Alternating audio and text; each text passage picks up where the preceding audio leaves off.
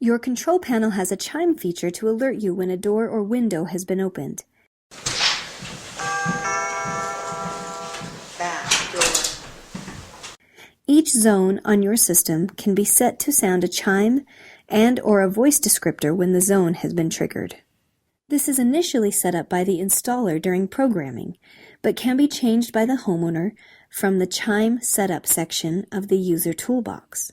To access the Chime Setup, select Security, Menu, and then Toolbox. The panel will then ask you to enter your current master code.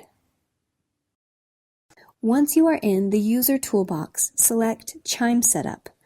From here, you will be able to scroll through your zone list and can select a zone and then change the chime. Back door.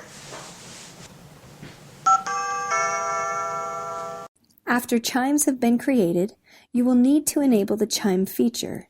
To do this, press Security, Menu, and checkmark the chime button on the bottom of the touchscreen.